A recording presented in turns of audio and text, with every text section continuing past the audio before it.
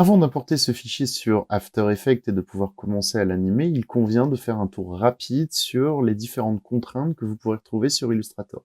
Elles sont pas très nombreuses, tout simplement, faites bien attention d'être en RVB. Je le rappelle, After Effects ne fonctionne qu'avec des fichiers RVB, le CMJN étant consacré uniquement et exclusivement au print. After Effects n'attend pas de fichiers en CMJN. Il va quand même les afficher, mais vous n'aurez pas accès à toutes les fonctionnalités. Si vous avez des problèmes de couleurs, si vous avez des problèmes de liens dans vos calques, vous saurez passer votre fichier en RVB. Pour ce faire, allez dans Fichier, mode colorimétrique du document.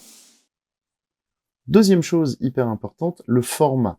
Si vous débutez, vous allez avoir tendance à utiliser un format A4, c'est-à-dire créer un nouveau fichier dans Illustrator, créer impression A4, et vous allez vous rendre compte que les fichiers en A4 sont beaucoup plus petits que le format vidéo. Pour preuve, je copie-colle le logo qui est au bon format directement ici. Vous vous rendez compte que votre format A4 est tout petit, ce qui veut dire que dans After Effects, l'affichage sera tronqué. Inutile d'utiliser le format A4. Vous pouvez utiliser un format dédié, type 1500 sur 1500, ou encore, tout simplement, 1920-1080, qui est le format Full HD standard, celui de YouTube, celui de Vimeo, celui de Facebook, et j'en passe. Ici, on va changer, on va mettre le fichier à 1500 pixels comme la composition qui a été définie.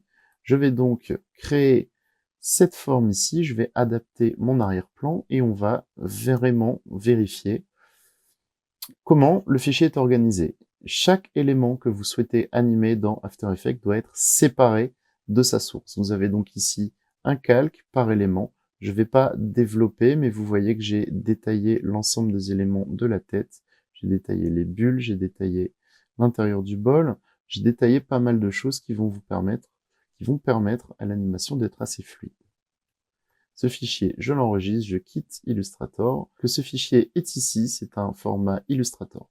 Petite parenthèse, je fais l'ensemble du tuto avec une source Illustrator, car c'est par cela qu'on va commencer. Nous allons commencer par l'animation d'un logo. After Effects prend toutes sortes de fichiers Photoshop de tout format avec autant de calques que possible. Il n'y a donc pas de panique et ne croyez pas que After Effects est dédié à Illustrator. C'est pas du tout le cas. Ça va fonctionner exactement pareil sur Photoshop, voire mieux.